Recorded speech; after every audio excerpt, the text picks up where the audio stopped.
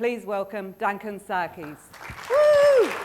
You did. I've started with this image. I'm definitely going to talk about collaboration in a tick, but I did just also want to say a couple of the things that I naturally stand for. There's one is that I like, this is called the subjugated reader, Marguerite painting, and Marguerite's one of my favourite painters, and the reaction that it causes in this person reading that book is something that I think that I try and achieve whenever I'm working, and that doesn't necessarily mean something like shock for shock's sake, because I don't think that's, or I've been through that, I've done that, but that's not really my bag, is just, you know, going all Lars von Trier on it. But all the same, I like, I know that when I am that reader, when I am that person, I know that I like the experience of someone taking me off centre, taking me away from where I thought I was going, you know, getting into someone else's brain.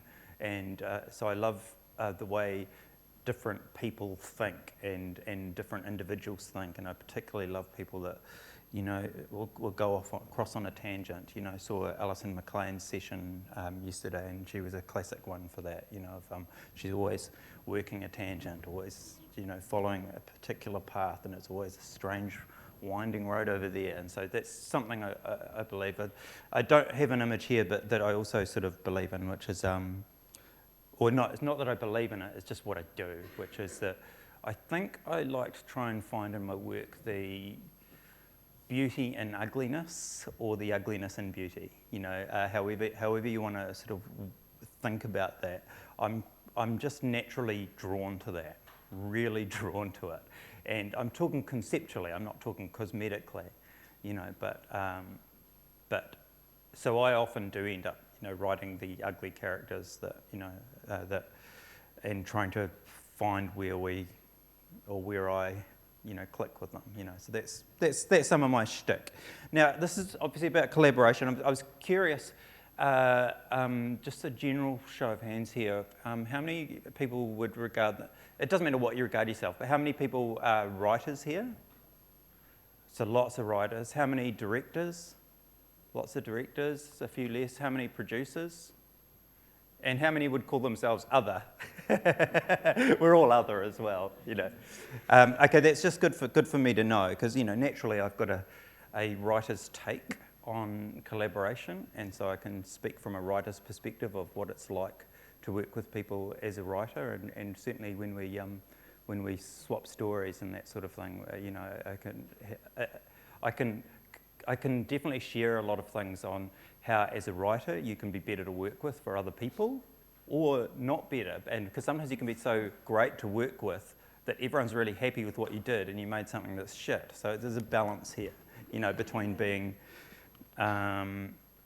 pig-headed at one extreme and so incredibly pliable that you just are going to just contribute to a bad piece of committee writing on the other. And there's our two extremes, you know, and how to navigate that and figure out where you sit, you know. And obviously you want to be sitting more over actually to this side, but pig-headed in a nice way, you know, because you've got to believe in yourself, you know. That's very important.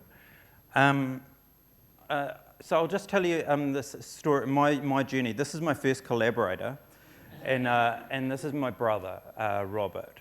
And he's 3 years older than me, and as a result of being 3 years older, it's pretty natural that Rob's going to be the boss in our collaborations. It's just natural. It's sort of, I would find it really weird if I had to boss Rob around. I don't think, it hasn't happened really yet, and I just, you know, but it's interesting, my relationship with him, because I'll talk about the hierarchy thing soon, actually. But our first collaboration, or an early collaboration for us, was when Rob was always taking photos. He always had a camera out, and I was always the poor sucker that was getting photographed, and I didn't really enjoy that.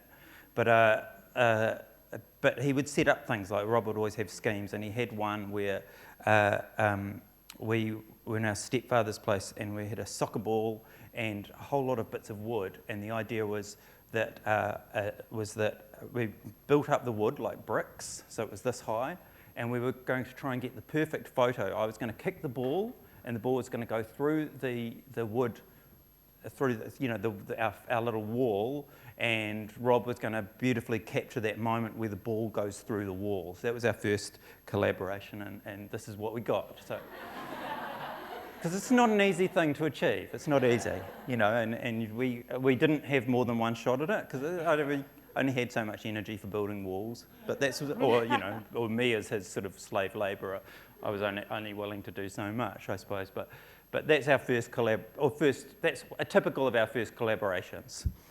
And then Rob and I grew up, and as many younger siblings will relate to, I've definitely, when you're used to growing up in someone's shadow, you have a very strong urge to do your own thing. So in my life, I very much headed in my own direction and never thought that I was going to collaborate with my brother on anything. In fact, we were struggling to like each other when we were younger. We really like each other a lot now.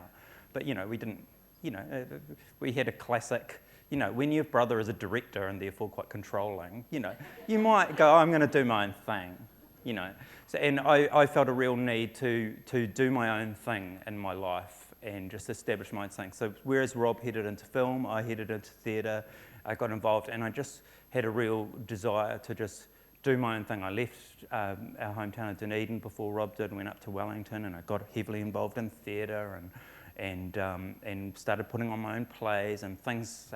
I wrote Saving Grace that you were in, Kirsty, and I got my own thing happening.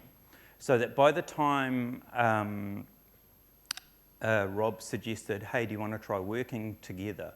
I was actually ready for it because I'd got my own thing. It wasn't like working with this sort of overlord figure because I'd got my own confidence up and running, so I had my own thing going.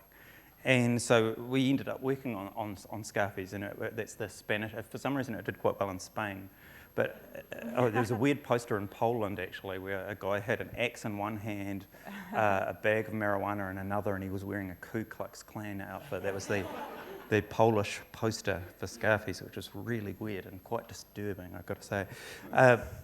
And that was a collaboration that worked well, and straight away, actually, we clicked, which I suppose people go, oh, you're brothers, so you're bound to, and that's easy. But there was one moment where I had to say to Rob, I definitely feel like you're talking to me like the big brother, and he noted that, and one of Rob's strengths is noting something like that and adjusting, so he's not so sort of fixed in the way he has to be with me. So we worked our way through that.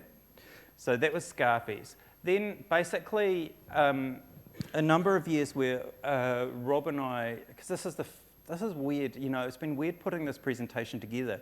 So I've put all these things, and there's a vague chronological order to some of them, because I'm about to tell you about my first collaborators, or about 3 of my collaborators. I've had a heap of them, but I'm going to focus on 3. So Rob's the first one.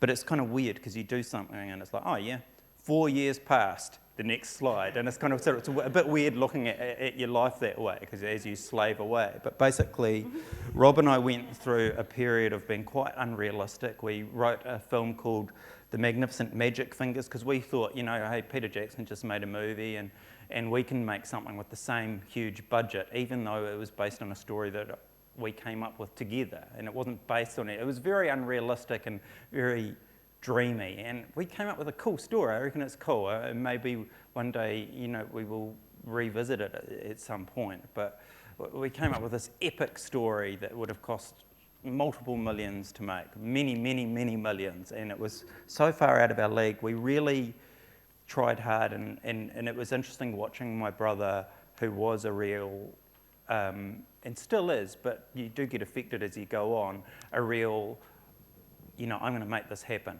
and all of that sort of incredible energy with the can-do spirit, because I'm a real believer in a can-do spirit. You make it happen.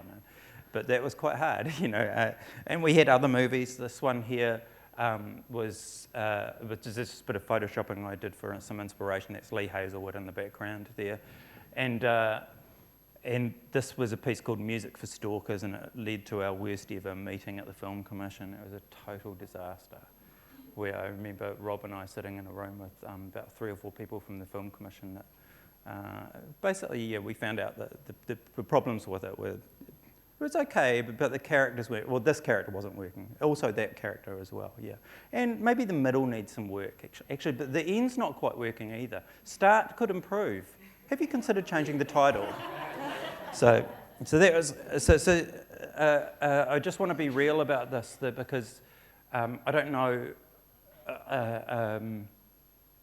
I've got no idea how I'm perceived, but possibly I'm a success, I'm not sure. But a lot of years plying away at these things, and so, which a lot of people in this room have had that experience of being stuck in what they call development hell and trying to get things up and running, which is another great reason to do theatre, because it's cheaper and you can make it happen. But eventually we got underway on a project, and this project happened, and my brother was very good at working with me in this way. I was doing writing exercises, and he encouraged me to just really follow my gut in my writing. And I headed back to a time of my life when I was this sort of boy man, you know, that sort of 17, 18, still very much a boy on the inside, almost I was always a bit dweeby, but sort of with a man's body, you know, and a man's outlook, but a boy's outlook, you know, and I had this photo album of my trip to Surfers Paradise, when I went to Surfers Paradise when I was 17 with my mate Jeff, and cringed every single photo I looked at in this I made this big photo album, and it filled me with cringe, it filled me with, I was embarrassed looking at myself, but also filled me with sadness as well, because I thought, oh, this boy's lost, you know, he's really lost, you know, I know who I am now, and then I didn't, I was lost. And that was a very good feeling to drive off, you know, to be able to go back basically to a time in my life and to mine that feeling. And I started prodigiously writing these characters who became Dino and Elijah, who was me listening to Rodney Rood tapes. I don't know how many people have had that experience, but, you know, where I was from in Dunedin, we used to, you know, all travel and listen to Rodney Rood and you know, I fucked your mum and etc., you know, frog sack. His jokes are foul, you know, and classic, you know, where I came from, I don't know. Redneck is the wrong word. And working class is the wrong word. I don't know the right word, but basically quite earthy, let's say, where I was brought up. And so mining that world as well, that I never quite really belonged in that world. You know, that wasn't me, but I was living it and I was being it, and I was a teenager going through these sort of life experiences, you know. So this all led basically to writing. It ended up being a film script, but actually I wrote it as a novel first because I was just falling in love with prose writing to discover it. And this is another way that my brother is a very good collaborator. He knows when to set me free. He knows when I've got the bit between my teeth and I want to do something my way, you know. And so he's really good like that. Bloody patient too. It takes a while to write a novel. It's my first thing. You know, how couldn't you have a cool story if it's got, you know, spotting knives, sea lions, and toasted sandwiches and some cool scenery? You know, it's impossible not to have a cool story. And yeah, so it became a novel. And the novel got received pretty well, and then it became the film, which of course polarised so much. But you know, there's another. I don't really need to go into my journey with that, but it certainly made a film I'm very proud of, absolutely, because it certainly did what I wanted to achieve in every way, even if it wasn't everyone's, you know, cup of tea. It was mullet heaven, obviously. So, and there's Rob and I on set, and in Sarkies, Rob didn't bring me in on set because and I don't know how many writers here and how directors feel about having writers on set, or how many writers have been on set, and whether it was a good experience or a bad experience, and it depends who you are, and everyone's different, you know. But I had a good experience in this. In Sarkies, Rob didn't want me there because he was still cutting his teeth as a director, and he needed to just be by himself and do it, and that was fine. But I really wanted to be on a set, and I wanted to be part of it, and I wanted to figure out a way to contribute. So I got to be on set, and Rob was certainly an amazing person to work with, and that I could feed ideas that were ridiculous to him. So I was always insistent on, you know, I really want to have a scene where they have a huge fuck-off argument, a really big argument in front of real sea lions, and I really want to do this, Rob. We can do this. And I kept on, the number of discussions we'd have, where he'd go, I'd say, our point of difference, Rob, is things like sea lions, and I'd name basically, all the animals that you could find down in the Catlin. So we just got to get them all in. We need penguins, we need dolphins, we need, and Rob was trying to, just stay realistic, don't stay, but he isn't realistic himself, so he went for this. And so I wrote this scene that had sea lions in it, with a huge pivotal moment in the film where they have a big fuck-off argument in front of sea lions, because bogans in nature just, it sort of works for me. David Attenborough meets bogans, it's great. And Rob was incredible at putting the scene together after I'd written it. He was very determined to make it happen, despite, of course, every producer going, are you sure about this? Is this a dumb idea? The number of things that could go wrong. And so, Rob, we practiced it with the actors in our rehearsals. We basically had a beanbag that would represent the seal. So because we knew we were going to have to go on set, and wherever the seal was, that's where we were filming. We had a dock person, it was all watch over, and we never got between the seal and the ocean, we were smart like that.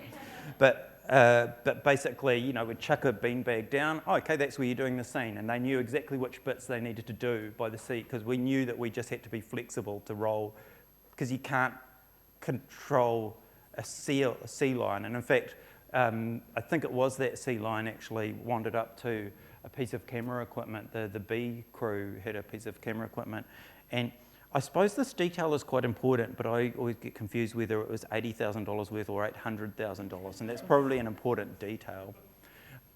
$800,000 sounds better, so I'll go for that. But basically, the sea lion actually headed off to one of our cameras and endangered $80,000 or $800,000 worth of equipment, because he just sat by it and basically guarded it like it was his, and eventually we got it back. We were lucky. So, I almost caused a lot of trouble, but it was amazing that my brother was always, willing to step up and try and achieve the sort of unrealistic, and it's something I love about working with him. And I wanted an elephant in a cave, because I had an elephant in the room gag. Have you ever heard of the elephant in the room? And I had this sort of thing, and I said, and then there's this moment, and there's an elephant in a cave. And I had Rob, he was going to do it.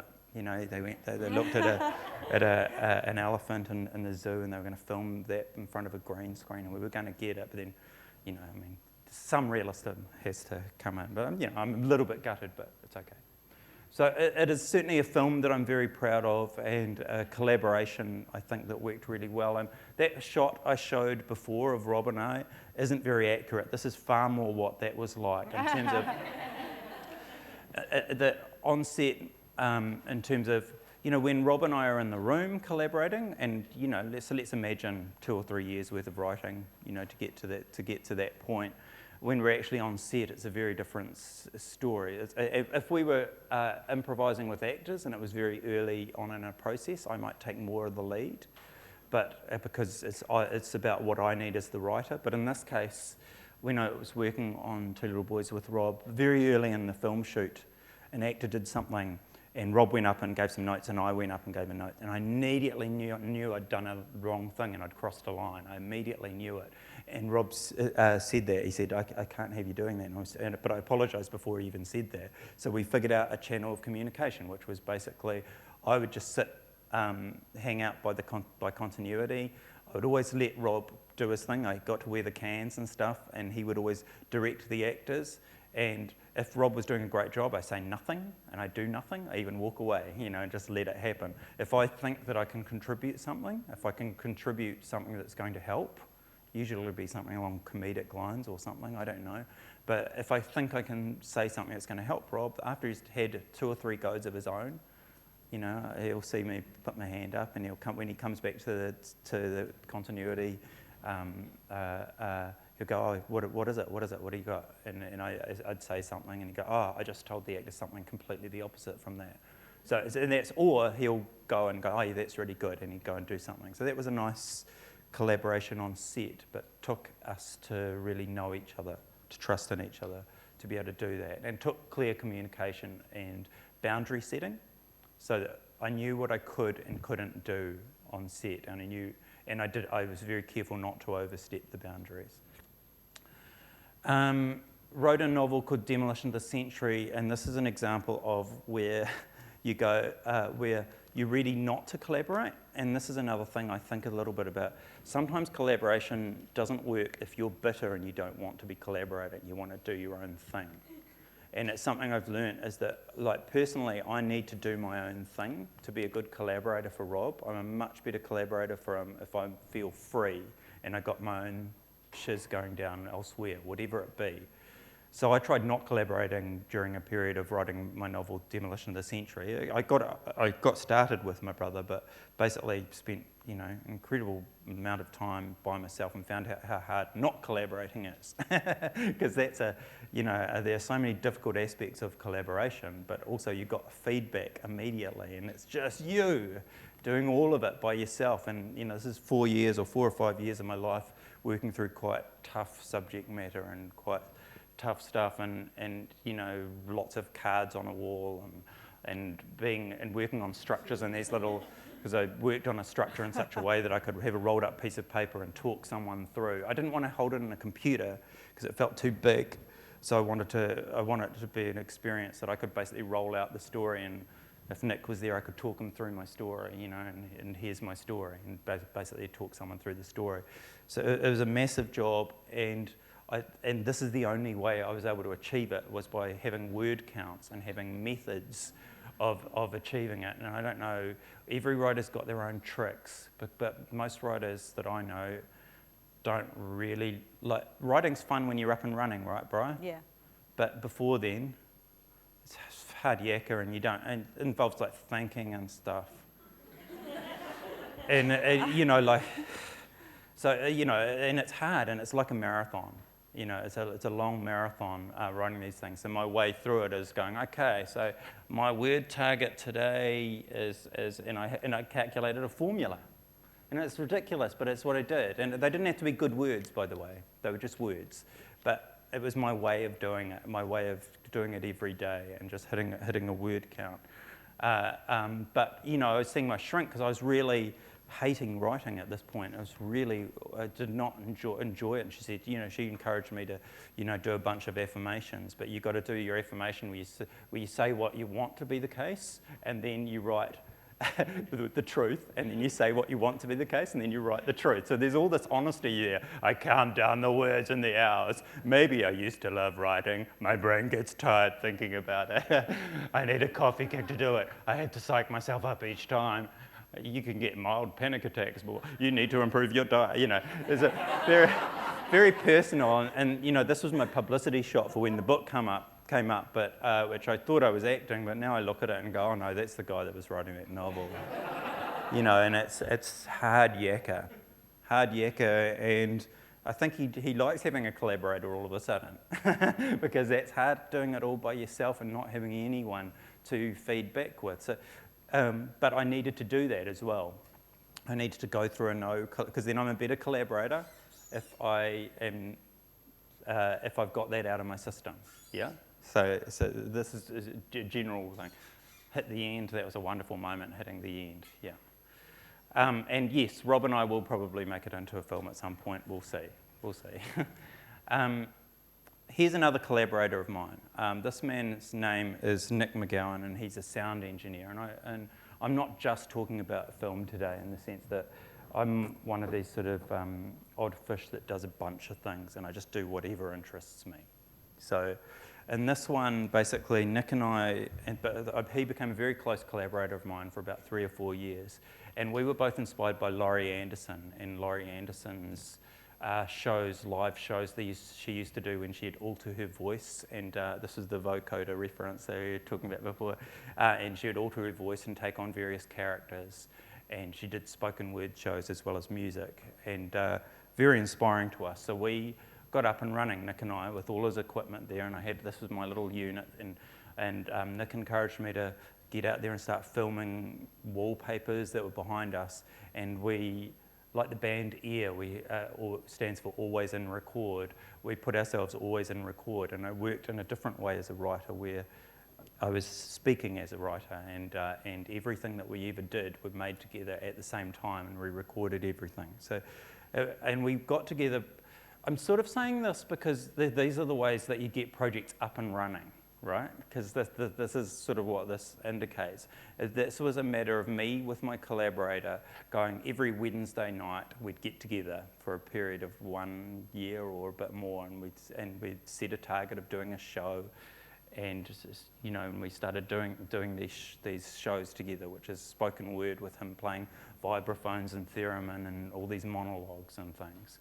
And that was a big collaboration that took us around the world, definitely we had a great life experience. So I learned a lot from working with him.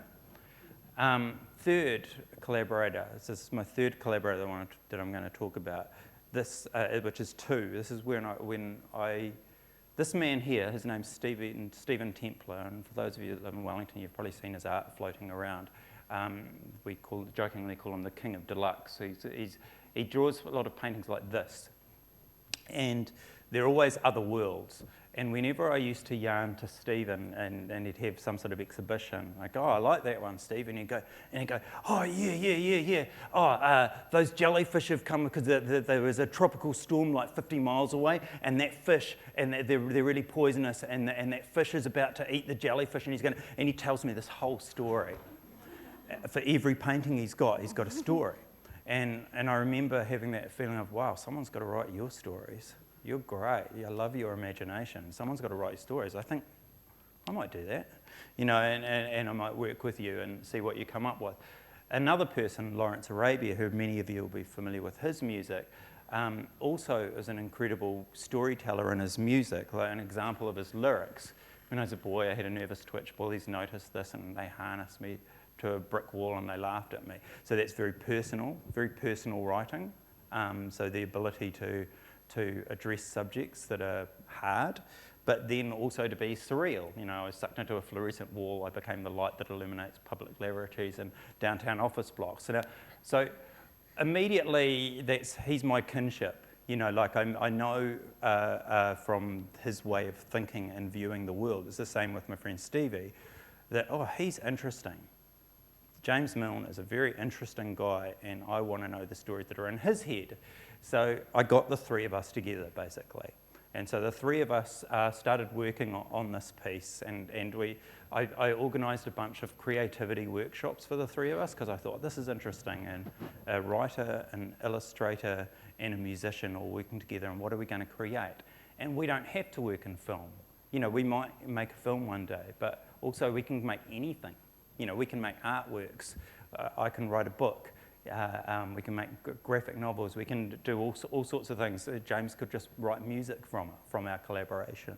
So we got on Pledge Me, raised some money to make we bought a whole lot of cardboard, and we made ourselves a cardboard short film where Stevie made the sets for this cardboard short film, which is pretty ridiculous, and had a great time doing it. And so that was our starting point, was just this utterly bizarre short film with cardboard. And the project started to take on a life of its own. I saw this documentary about a guy from the band The Flaming Lips, and he was making a science fiction movie in his backyard. And basically the science fiction movie, it's irrelevant what it's about. The main thing was that he just wanted to experience community. So he was basically getting everyone in his neighbourhood to help out with his science fiction movie. And people love that shit, they love doing that. And I thought, I wish Wellington had one of them. I guess I could be that guy, I could do that. Why not? This sounds fun. We've got a great community down there. And so we started creating stuff together. But it was all based on what James and Stevie and I would regularly get together, and we concocted a story called Uncle Bertie's Botanarium. And a fairly conservative plot. It's about a Joseph Banks, a fictional Joseph Banks, travelling to the other side of the world in a parallel universe, going through the boiling ocean and looking for a plant known as Heaven's Clover, which is the very source of pleasure, so that he can destroy the plant, thereby destroying all pleasure, because pleasure is a threat to society. Fairly conservative plot. But the advantage we had here is, because all of our skill set we could be as big, as large in our worlds as we wanted, and nothing was holding us back. You try and make this as a film, we're all in a lot of trouble. Now we might, but we'll get to that point when we get to it. We'll enjoy this moment. So at the moment, definitely heading towards some kind of graphic novel, and Stevie's been, working on all these sort of works, but also working on, and Jermaine came on board at a certain point and became Joseph Banks, and worked with my friend Nick McGowan again, and we've created a really epic piece of radio, like huge epic, like going to other countries and other things, and this American company has jumped on board and given us a good wodge of money, but it's amazing. It's the definition of organic, this whole thing, the way it's all come together has been nicely, it's just taken on a life of its own, but it all started from, a phone call to a couple of people that I didn't know that well, and what happens when we all get together and let's see what happens, and we only made something that the three of us could make. And also there's sort of a realisation in it all that I'll talk about hierarchy in a tick actually. So it's just us doing some recordings. James teaching everyone an insect dance, and we're basically recording an insect dance. So that's that. So the fourth thing I want to mention, and I wanted to talk about this because now I'm about to start a new collaboration, and I thought this is worth talking about because I'm about to head into a collaboration where I don't know if it's going to work or not. I don't know what's going to happen, and I think that's worth mentioning that moment because I'm telling you about good collaborations and good experiences I've had, sometimes tough, sometimes incredibly easy, or just magical. All sorts of things. This is one, I don't know what's going to happen, but I'm working on an Australian thing, and there may or may not be nude tennis, there may or may not be a hair treatment centre, and there may or may not be a wax museum in it. And my new collaborator might be this guy, Sam Simmons, and he's a comedian, an Australian comedian that's been doing quite well over in Edinburgh, and he's right up my alley once again. His comedy is just way over there, and it just fits. So at this early stage in collaboration with him, I've had one Skype phone call, and I'm listening. I'm trying to listen for warning bells, and how do I feel about this? How do I feel about working with him? I've already noticed he doesn't listen so well. He talks better than he listens, but he's also brilliant. So how do I do this? How do I work with this energy? And I've got to really think about it before I effectively get into bed with him, And same, he's thinking about me in the same way. It's like, does he want to go through this with me? Am I going to be a control freak? What am I going to be for him? Is this going to work? And we're just going to have to try it out, or not try it out, right? So, a friend told me, I've got a friend who is a writer, and we're going to call my friend William Shakespeare to protect identities.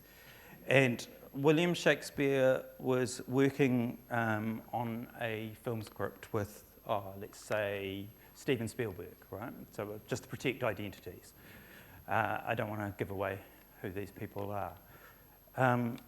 But basically, the production had been going really well in terms of the writing, the collaboration of working well together, until one day Steven Spielberg said, "Thank you for all your script work. I'll have that, and I've just rewritten everything." And Steven Spielberg even gave it to the crew without consulting William Shakespeare about it, right? And as William Shakespeare's friend, I felt very, very offended. I thought, that's so wrong. That's wrong on so many levels for someone to think that they can just do that. But we were trying to figure out what's the appropriate response to this, when you've been treated this way. This is mistreatment of a writer, but also questions that I had for William Shakespeare, like, what did you do to contribute to this situation? How did this happen?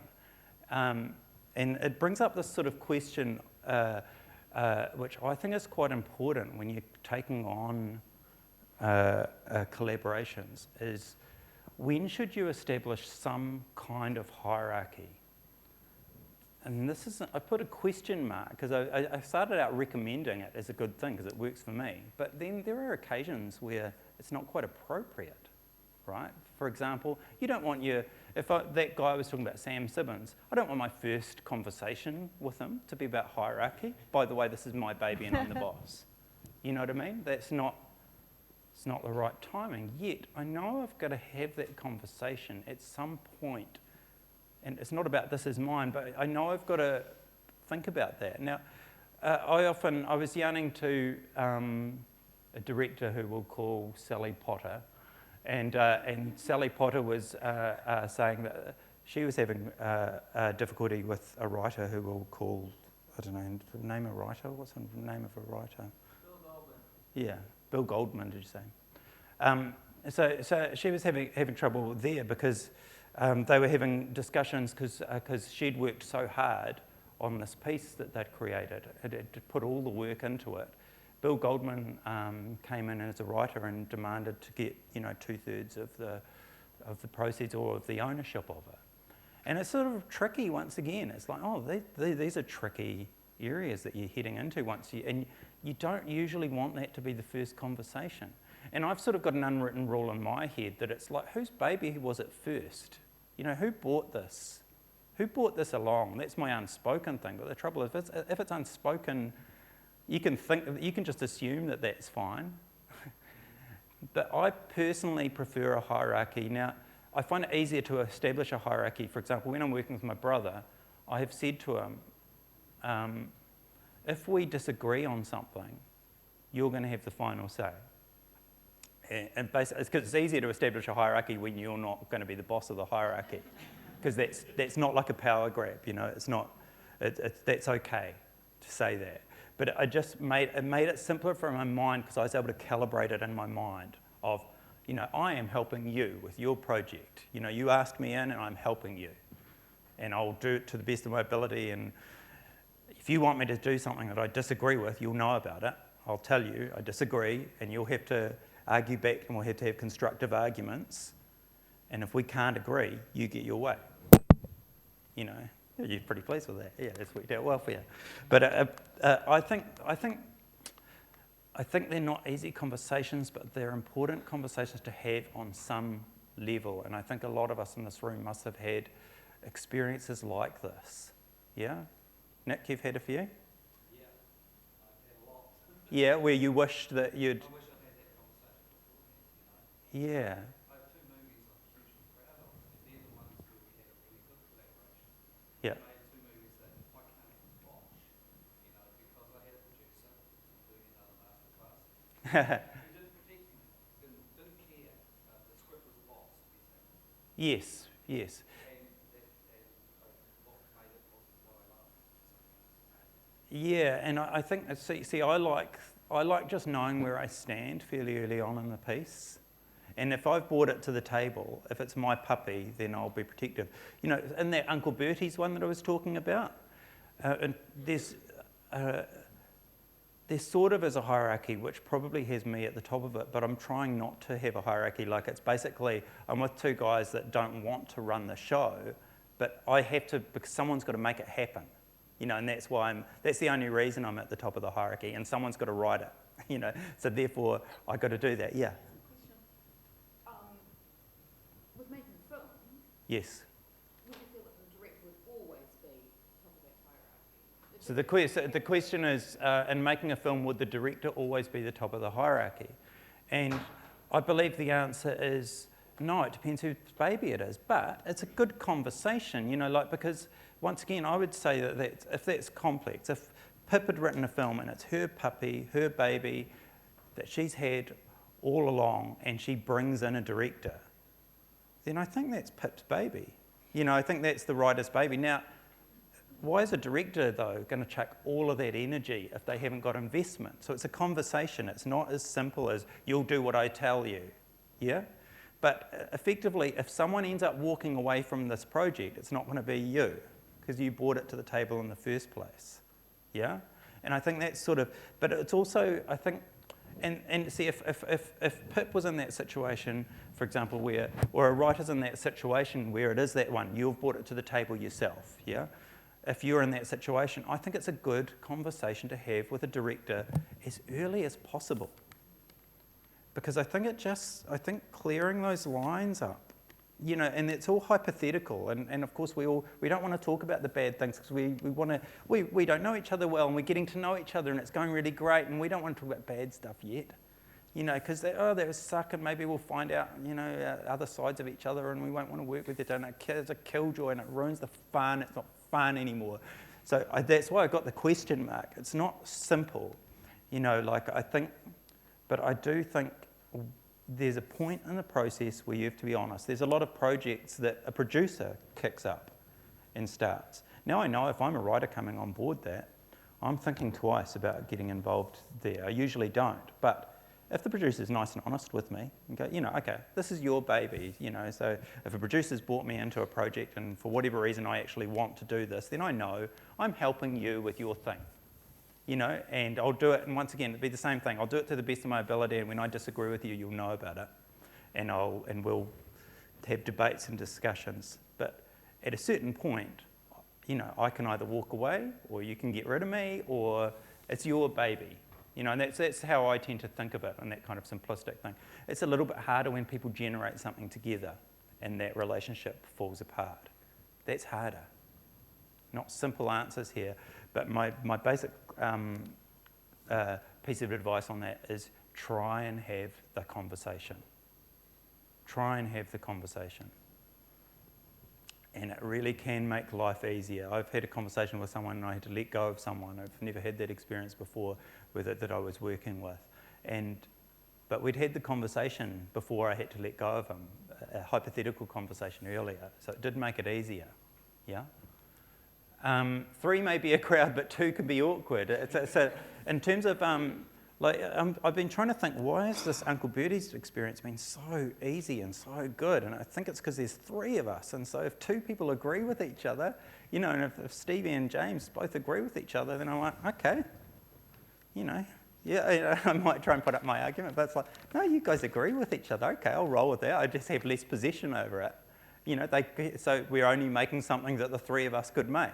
So it's funny that 3 can be a good number if it takes the right sort of personalities. It's a weird triumvirate, so that's been good. But 2 is the most common collaboration, and that's trickier because you are often in a room with someone, and if you disagree, this is a hard thing to resolve sometimes, right? And this is where it all is going to come down to communication. I'm going to talk about communication really soon because I think it's the most important thing to discuss today.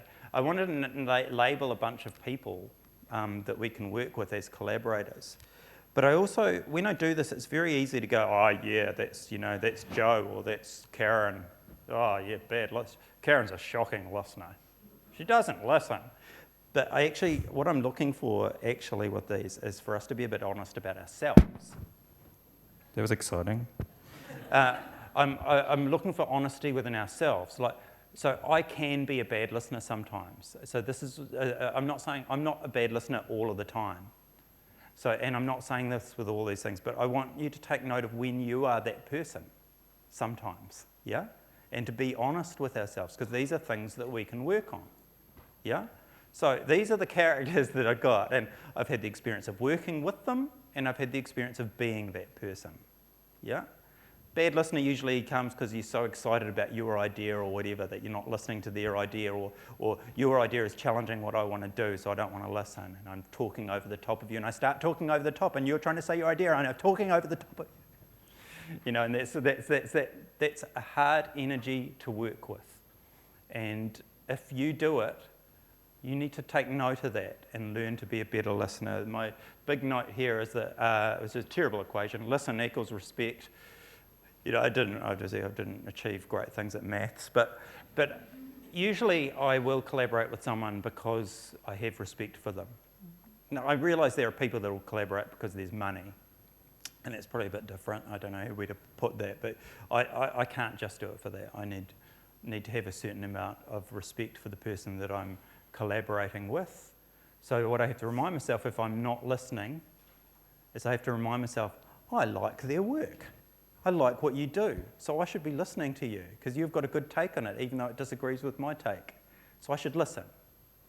Yeah, and of course we also want to be listened to. So it should be a conversation. Good collaborations involve people listening to each other and respecting each other, and those two things are intertwined. Another character, the emotional bully. This is the one that gets just really upset if you want to change their thing, yeah, or do something, and they just immediately become upset and emotional. I think I've probably been that person a few times, you know, but I've tried to, whenever I'm that person, and I'll talk about this as a communication tool, I try to have that response and then try and take a step back. I really work hard at that. The control freak, of course, you know, film industry is full of control freaks, you know, and it's hard because sometimes we don't realise we're being a control freak when we're a control freak. It's better to know you're a control freak. If you are a control freak and you know it, that's much better. It doesn't quite excuse it, but it is better. It's better to have an acknowledgement and being honest with yourself. If you don't know, that's when you really are the problem. Yeah? So it's about being honest with yourself. You're probably not a control freak all the time, but in certain situations you are. We all are. And it's, I don't know, it's usually we think we're right all the time, don't we? You know? The passive martyr. I've definitely been this one. So I've done this one with my brother, and I don't do this anymore, thank God. I'm sorry, Rob. I'm sorry. But this is where, you know, I'm being asked to do something that I think is stupid, and I disagree with it, but I'll just go quiet, and I'll just do it. And, you know, I'm not engaged, but I'm doing it. Yeah? So we recognise that. So it's a form, so you're not engaging anymore. Now, if someone's talking all the time and not listening, fair enough, I understand why the passive martyr, because these things don't work individually, you know. If someone's a bad listener, then so the other person will probably become a passive martyr. You know, they naturally go together. I'm just going to go quiet, and I'm not engaging anymore. Yeah. When Rob and I, when we work together, can see when he can see when I'm becoming it, because he goes, oh, you're not, you know, when he's probably railroaded through an idea, and he can see I'm not into it. Now I've got a lot better, and once again, I'm going to tell you some communication tools that I use to get through that. The persistence pest, these are usually producers. But it's like this thing bugs me. And they let go of it after a day of discussion or whatever, and then 2 days later, this thing bugs me. And they never let go of it. And they're basically, my son used to win arguments for me by just being, you know, willing to go, it is, no it's not, it is, no it's not, it is, just going longer than me. And he thinks he's won the argument. And we still sort of do this as adults, I suppose. You know, that if you're persistent, sometimes you have to let go of it. Sometimes people convince themselves that the more they think about it, the more right they feel about it. Sometimes that is the case. This is deceptive stuff, but sometimes it's just because, I don't know, you're just not willing to let go of it. Yeah? So it's the persistence pest. The idea saboteur. Okay, we'll try out your idea, okay, but it will suck. I'm just telling you before we begin, your idea does suck. So, but yeah, sure, we'll give it a go. But these are the weaknesses with it, this, and this. But sure, give it a go. Oh, it didn't work, see? They're terrible people to work with. I think I've been that person a couple of times, but I never become that person anymore. I've learnt my lesson with that. It's not good. It's not good to sabotage someone. It's fine that you don't like it. You communicate that you don't like it, and then you try and make it work. And that doesn't mean you try and make it work forever, but you give an honest attempt to make it work. The argument avoider. So I just don't like arguments. I don't want to have an argument, so we won't have an argument, and nothing's happening, and something weird. I've got this character here, Arnold Rothstein. I enjoy watching. He's not really an argument avoider. He's in Boardwalk Empire. I've been quite hooked on him, but it's his little smile that sort of gets me. But I once had dealings with a director who we shall name Stanley Kubrick. So Stanley Kubrick's so great, it seems wrong to name him Stanley. Anyway, Stanley Kubrick basically would say, to me and if I suggested an idea, he'd say yes, but he didn't mean it. He was saying yes to fob me off. He didn't want to have an argument about it. He'd already decided. I was just being fobbed off. And I knew that. And it was see-through. But it's very frustrating. Publishers are like this, by the way. Publishers are a hilarious breed because they don't like arguments. But they say, oh, don't worry about it. You know, they say that sort of thing. And you don't have an argument. And you actually need to have an argument if this thing's going to get better because they're scared of arguing. Right? There are good ways to argue and there are bad ways to argue. And that's what I'm also going to discuss, good ways to argue. The Conservative Guardian, this goes in hand with this one, the Board Changemaker. And it's very interesting. These ones aren't even bad. What I think happens here, I've noticed a lot from working with my brother, is we take turns. So one of us has had an idea. So I've had an idea and it's a new idea. But I might have had my idea because I've just read the script so many times that now I'm bored with it. But it might have been good. Once upon a time it was great. And I'm just changing it. What might happen then, though, is he'll immediately take the other side and he'll go, but remember what it was. It was really good. Yeah? And it's really funny because we take turns. If one person becomes this, the other becomes that.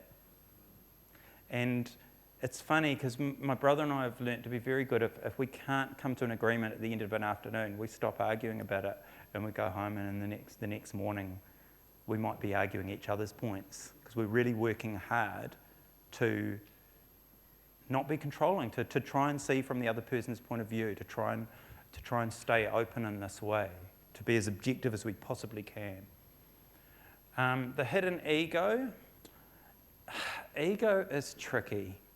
Like, even Briar's got an ego, you know, like, and she's so nice, you know, but it's really deceptive because I think we all fancy that, oh yeah, I don't have an ego. So once again, the best thing is when if you do have a bit of an ego, it's good to know that about yourself and to try and, you know, compensate for that.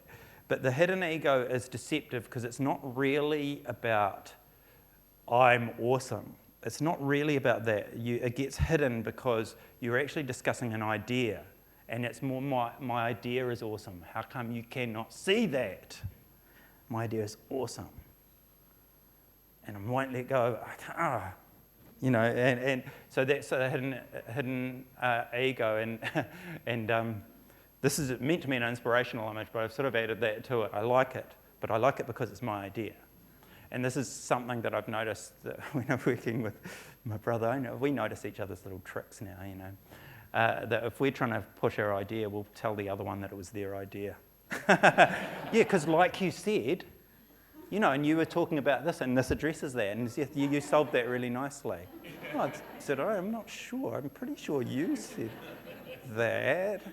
So you get that kind of thing happening. So we can see through each other, you know, but it's entertaining. But we're trying. But the point is, sometimes I know the little shit that I am, that I try and hide my ego. I don't walk around where it's obvious that I've got an ego. But sometimes I just love the idea because I had it.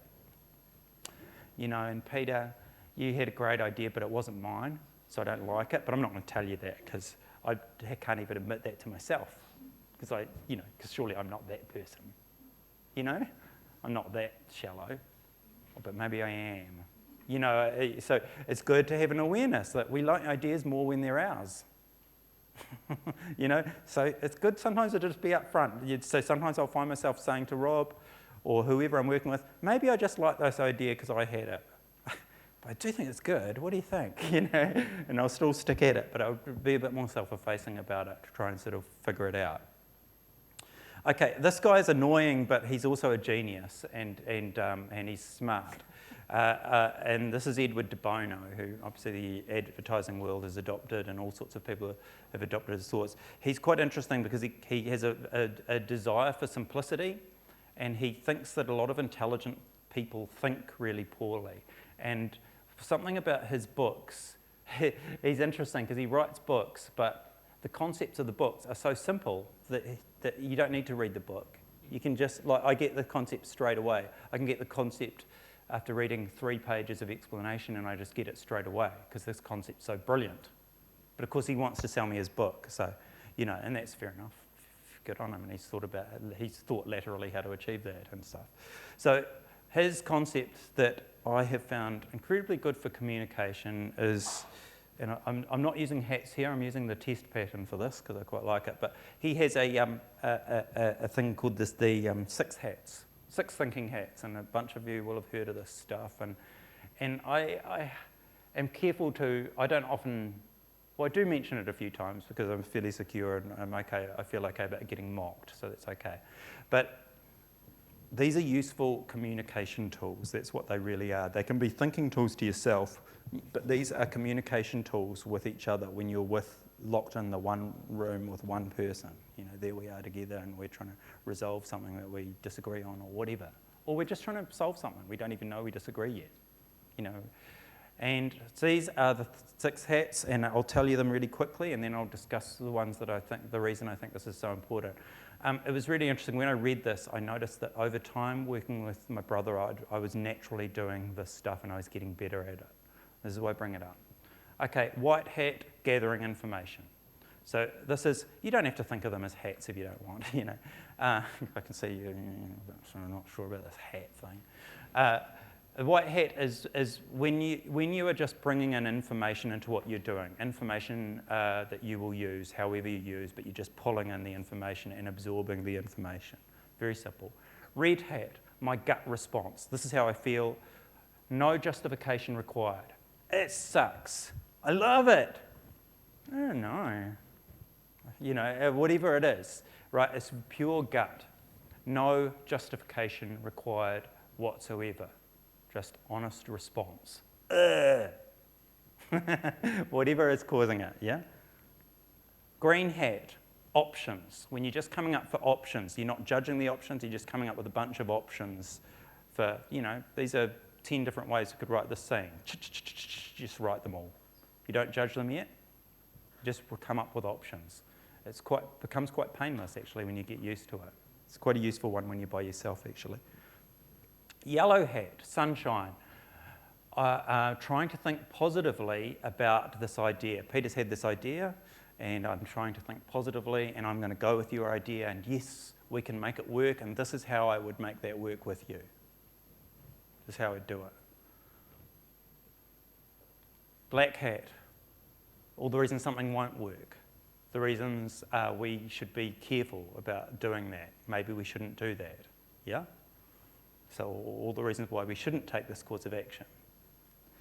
And the last hat, which is a simple one, which is the blue hat, which is just the one that you wear to decide what hat you're going to wear. You know, in other words, what way am I going to think? Here are the important ones for me that I want to talk about.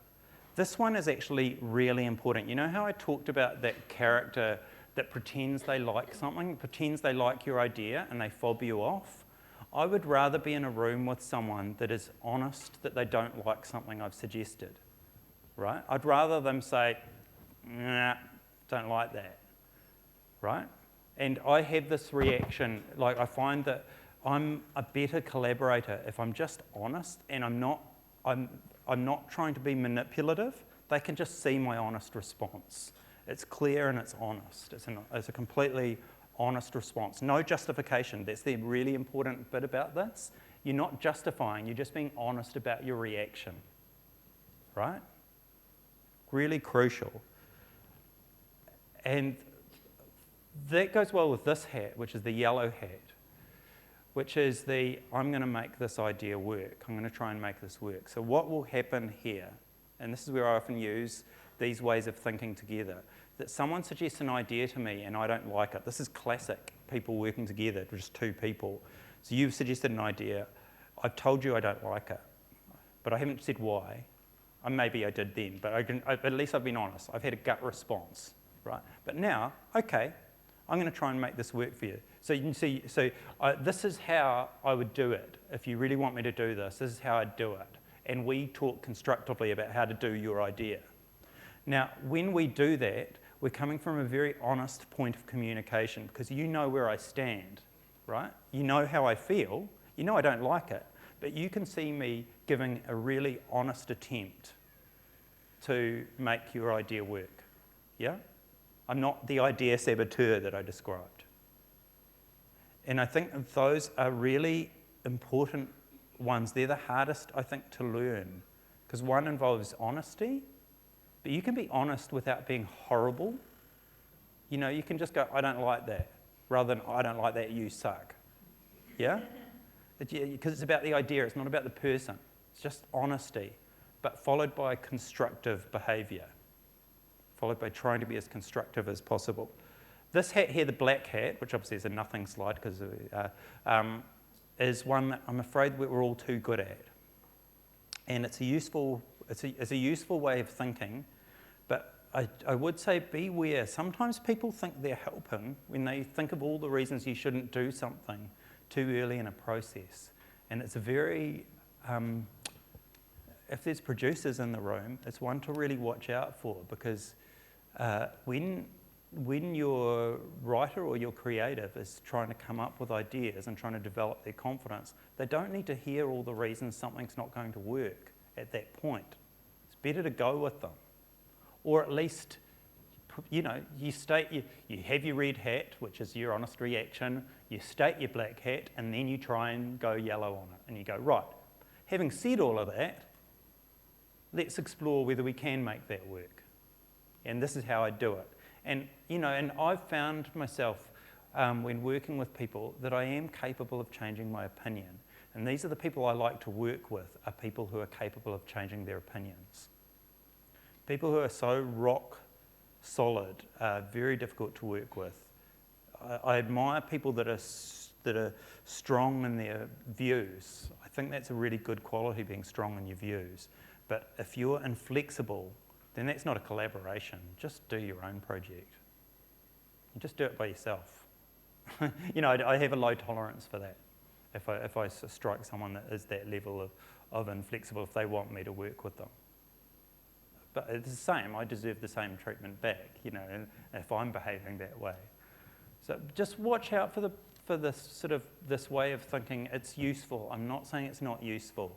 I'm just saying that due to our education systems, due to a bunch of factors, we're all too good at it. It's really easy to kill an idea in its infancy. I say that as a writer. That's a writer plea that other writers, right? Writers, you can relate to that, right? So it's one to look out for. I'm almost done here. This is just me finishing off with a quote. I went through a phase. I like doing, when I do research, I always try and find obscure research sources because they're just a bit more fun. So you do the hunter and gatherer in me, it's quite fun. And so I went through a phase. I was writing a character that had a bit of sales about this character, and I went through a phase of reading 1950s sales books. You know, you can be successful. Yeah, written in the 1950s. Read them thinking they were going to be terrible. Actually, there was some really good advice in them. It's so funny. I was going, oh, this is good. I feel really good reading this. You know, you could be successful. And Elmer Wheeler has a record called Selling the Sizzle. Don't sell the steak, sell the sizzle. And in the record, he says a wonderful quote that I believe very strongly in, which is, if we must disagree, let us disagree agreeably. And I hold that very dearly to myself. It's okay to disagree. It really is okay for us to, we don't want to be scared of conflict with each other, but I'm not going to work with people if they're not nice about that conflict. As long as we're clear, this is about the work, it's not about each other. If I ever try to work with Briar, we've got deep respect for each other. So we'll listen when we disagree, which we would have to, because we're not doing our job if we're going to just agree and roll over all the time. You know, like you believe in something that this is the right way to go and I believe that's the right way to go. We need to have that discussion. And we might not be able to resolve it quickly because we might actually fundamentally disagree. But let's at least be nice about it. It's about the idea. It's not about us. It's not about you suck. You know, it's not about that. Which is why you've got to have respect for the people you're working with. Because if you don't, then it's hard to disagree agreeably. Because it's just hard to fake. But we should all, you know, try and be that nice to work with. That's everything from me. I don't know if we've run out of time or. Yeah. Everybody, just so you know, Dave didn't say from midday, so it's not. Oh, yeah, so that's all good. Everything's kind of running late. So we've got like a couple of minutes for. Yeah, so we could do any questions if anyone's got any questions or anything like that. Otherwise, we can have a. Yeah. Mine's not really a question, I'm just saying, Duncan, I wish I'd attended this right at the beginning of my career. It's absolutely spot on. Oh, thank you. Yeah. Oh, thank you. Oh, thank you. That's lovely. Yeah, well, I think communication is incredibly important, and I think this is the De Bono speak where he annoys me a bit, but there are a lot of intelligent people who are poor communicators. There are a lot of intelligent people who are poor thinkers. We can get better at that. It's a skill that we can learn, and it requires a certain amount of honesty and ways of dealing with people. Yeah. Yes. And you next. When you're collaborating, and it is easy to say no very early on from a producer, usually because of money. Yes. How do you have a discussion about getting around that? What I'm hoping you do as a producer when I suggest something that's really unrealistic to you, and, I'm hoping we have that cajole elbow nudge relationship. Come on, Peter, you can find the money. Come on, this is really good. And if you go, okay, I'll try. You realise how hard, you realise what a nightmare that's going to make my life? I know, but it'll be so good. Can't you see that? Now, if you say, look, it's only for one shot, it's not worth it, then I have to listen. But if it's like, I can see he really cares about this and it's fun, I expect you to try and go, okay, I expect you to be able to go, so I need to be rational, and if you need to say, I'm sorry, I tried, or I can't see a way to do this, then I listen. But if you just block it and say, no, I'm a red rag to a bull, then I go, or I feel upset about that I'm working with someone that's just blocking me, because you want your creatives to be dreamers. Yes?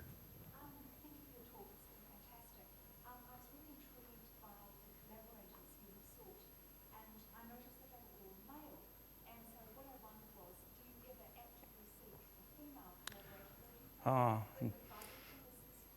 no, very good observation. I think I've been trying to chase Jo Randerson forever, but she's so hard to pin down, isn't she? She won't collaborate with me because she's got her own bag going on. She's too smart. And I think, yeah, I need to do that. It's definitely, it's on my to-do list. I feel okay about collaborating with males in that you should just collaborate with whoever it's working for, and I would like to write better roles for women, but I've written some pieces that are very much about males, so it's okay to have a real male outlook in those. So I think that's okay, but yeah, I'm very keen to, at some point, think of a collaborator that's a woman, but of course, you also just are getting excited about things. I'm probably most likely to collaborate with a woman who's an actor, so I can write a female role as a lead, and I think I need to bring someone in really early in the process to just get better at that, I think. No, so it's an excellent point. Yes? I was just really interested in the hierarchy thing you were talking about. Yeah. And the who's baby it is. And at what stage do you think you sort of have to not let go of whose baby it is, or that sort of becomes everyone's baby? Like, it's tricky though, isn't it? Because how does that ever get resolved? If you establish a hierarchy, what does that really mean in the end? Well, the hierarchy really is only there in case things fall apart, right? Like if it's going well, you can just then forget about that. It becomes really unimportant if everything is sailing together beautifully. So it's when things aren't going well, you're doing yourself some favours further down the track if you've had the conversation earlier, you've had the what if conversation, What happens to the project if? That's why people do legal contracts, it's a bunch of what if. Oh, we don't need to sign this, we like each other so much, we're so awesome at the moment, we're friends, because we haven't had any disagreements yet, Yeah. Time to wrap up, I Thanks, think. Duncan. That was brilliant. Thank And you. I, like Nick, I wish that I had heard him talk at the beginning of my career. So often we're so much in love with the story or the idea and the possibility of what it could be. that when we get into these new collaborations, we don't want to even think about the rules and the possibility of it going wrong, but it can go wrong. So it's good to build those strong foundations first. So thank you, Duncan Sarkies. Thank you, Briar. Thank you, everyone.